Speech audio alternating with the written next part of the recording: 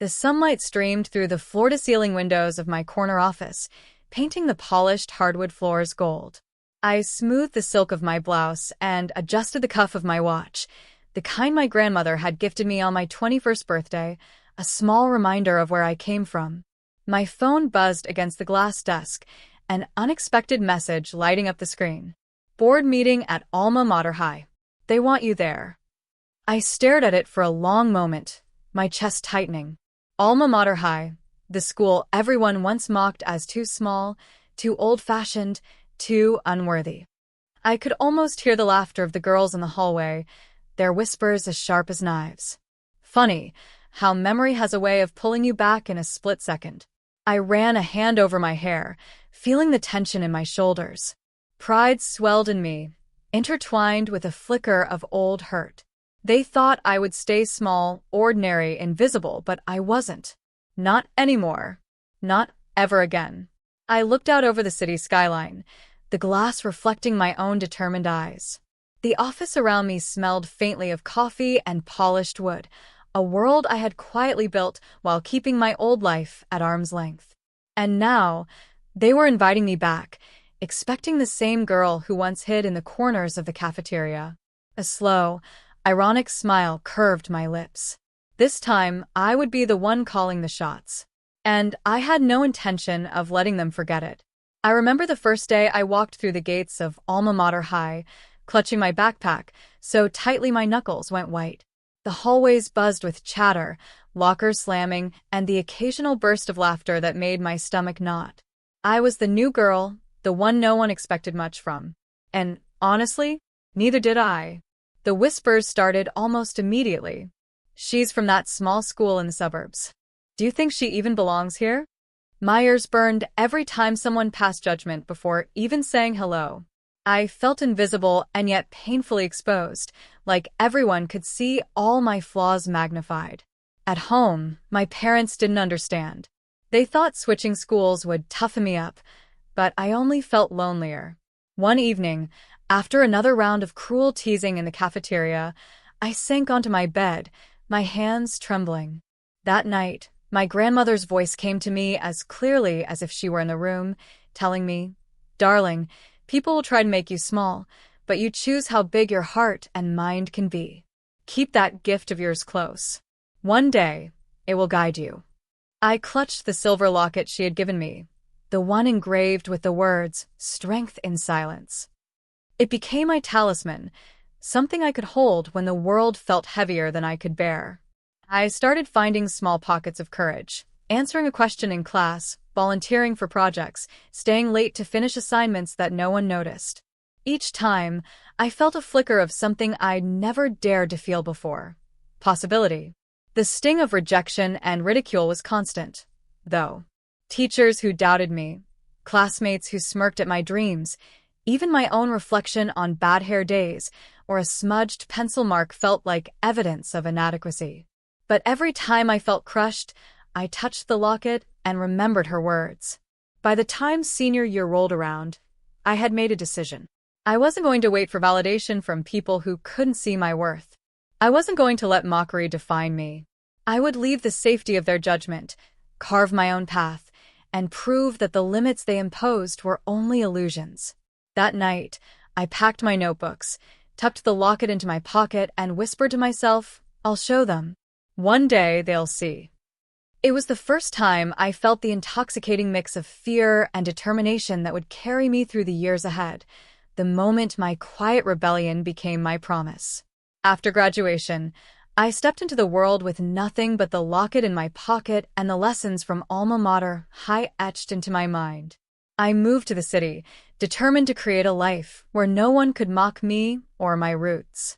At first, it was overwhelming, the endless streets, the buzz of ambition, the sense that everyone else already had a head start. I took odd jobs, learning to navigate corporate culture, and slowly carved out space for myself. It was during one late evening at a local startup that I met Ms. Eleanor Hayes, a seasoned executive whose reputation for spotting talent was legendary. She noticed my meticulous reports, my late-night persistence, and the way I quietly suggested improvements no one else had dared. One evening, she said, You have a mind that refuses to stay small. Don't let anyone put it in a box. That one sentence became a lifeline. Under her guidance, I learned the ropes of strategy, negotiation, and leadership. I soaked in every lesson, often staying hours after the team had left, scribbling notes and refining plans. There were nights when I questioned myself. Was I good enough? Was I just lucky? Every rejection email, every skeptical glance, every raised eyebrow reminded me of those days in the cafeteria, of the whispers that once stung like thorns. But each small win, landing my first client, presenting a successful pitch, seeing numbers climb, fueled a quiet but unshakable confidence. I began investing wisely, taking risks, and building a career that no one had expected me to achieve. I kept much of my success hidden from my family and old classmates. Posts on social media were modest, never revealing the full scope of what I had built. My grandmother's locket rested on my desk like a silent witness to my progress, a constant reminder that my growth was my own and didn't need approval. I learned to celebrate victories quietly and let results speak louder than words. The deeper I moved into this world of opportunity, the more I realized how powerful secrecy could be. No one from my past could use judgment or mockery as leverage because they didn't know the truth. My career advanced steadily. First a leadership role in a mid-sized firm, then opportunities to acquire stakes in new ventures, each decision deliberate, each step a stone laid in a path no one had expected me to walk. And all the while, I kept the dream alive. One day, the school that everyone mocked, the place that once felt like a cage, would see me, not as the girl they dismissed, but as a woman they could not ignore. I would return on my own terms, with proof that the worth of a person, or a place, can never be measured by whispers or first impressions. The city skyline from my tiny office looked different each evening, but my resolve remained the same. I was building more than success. I was building vindication, tempered with grace, and a quiet joy in knowing that one day, my story would come full circle. The day finally arrived. The invitation had been polite, almost casual, but I could feel the undercurrent of expectation in every word. We'd love to see how far you've come. My heart beat steadily, a rhythm of anticipation and quiet amusement. They didn't know that I had come far, farther than even I could have imagined back in those crowded, noisy hallways. As I stepped into the familiar building, a flood of memories hit me. The chipped paint on the lockers, the squeak of shoes on linoleum, the echo of laughter I had once wished I could disappear from. Now, though, the smell of polished wood, fresh flowers in the lobby, and sunlight spilling through large windows welcomed me, not as the girl they had mocked, but as someone who belonged. The boardroom was a mirror of my own taste and years of careful investment. Expensive artwork lined the walls, each piece chosen for its story of resilience and triumph. The mahogany table gleamed under soft overhead lighting, and I could see the polished floors reflecting the heels of my shoes as I entered. My office space was adorned with subtle, personal touches, a small silver locket on the desk, a nod to my grandmother's advice, neatly stacked portfolios showing successful projects, and a framed photograph of my first independent venture. They arrived one by one, their smiles polite but tinged with expectation. I watched as recognition flickered across some faces, disbelief across others. They had expected a struggling, timid girl, the same one they had whispered about years ago. Instead, they met a woman exuding quiet authority, confidence, and undeniable accomplishment. I allowed them a moment, letting their eyes travel across the room, absorbing the evidence of my journey. There was a pause, heavy and electric, before I spoke, my voice calm but firm. "Welcome. I'm glad you could join me today." I outlined my role, the projects I had spearheaded, and the stakes I held in ventures that were now household names in our community. "I'm not just here as a consultant," I said, letting the weight of the words settle. "I am now on the board of directors. I have a voice, a vote, and influence over every decision this institution makes." Gasps, wide eyes, and a few stammered responses followed. They couldn't hide it. The shock, the shame, the awe. Some shuffled in their seats, uncomfortable with the truth staring them in the face. The girls who had once mocked my school's supposed insignificance were now looking at me, the woman who had taken what they had dismissed and turned it into undeniable success. I smiled, letting it linger, a blend of warmth and unyielding pride. Everything you doubted, every joke at our expense, every whispered insult, I've carried it with me, yes. But I've also used it. I've built this not in spite of you, but because I chose to prove that potential cannot be mocked away. Their silence was deafening. The room was full of people who had underestimated me, and now they were forced to reckon with the woman I had become. I let the tension stretch just long enough before continuing, softer now, almost conversational. And while I'm here to guide and support this school, I'll do it on my terms.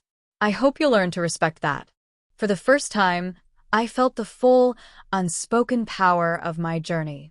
They had mocked the school, dismissed the students, and doubted my worth, but here I was, not only vindicated but in control, poised to shape the very institution they once ridiculed.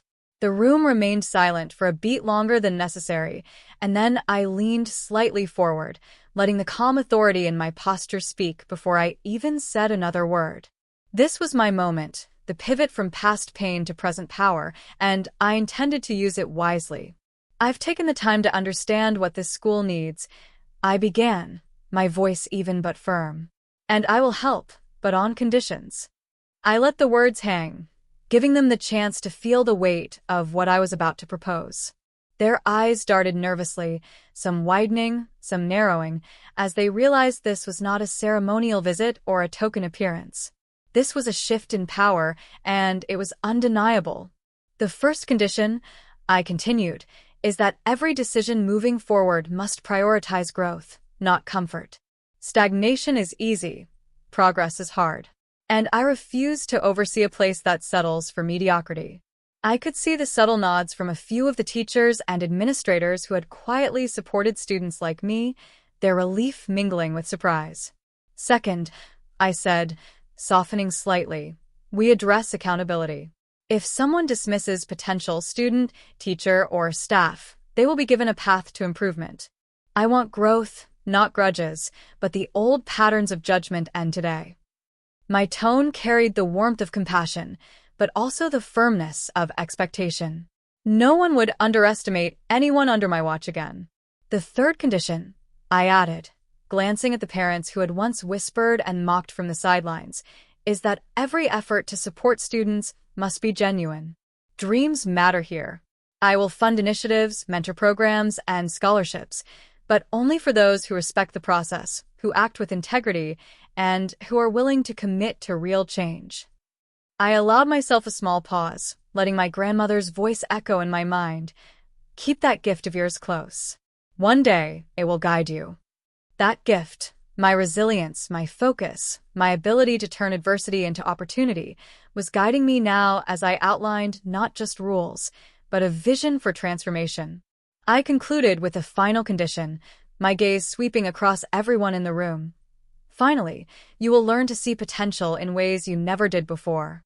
The culture here will shift. We will nurture, challenge, and celebrate. And if you are willing to meet these expectations, I will guide you every step of the way. But make no mistake, I am in charge of this journey, and it will succeed. Some faces softened, some stiffened, but all had the unmistakable spark of recognition. They understood that the girl they had underestimated, the one who had carried shame, whispers, and doubt, was now a force they could neither ignore nor dismiss. I felt a quiet satisfaction, a serene power. I wasn't exacting revenge. I was shaping a future.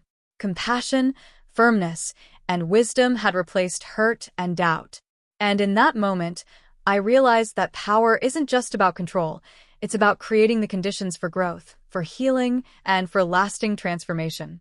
Weeks passed, and change began to ripple through Alma Mater High in ways I had only dreamed of.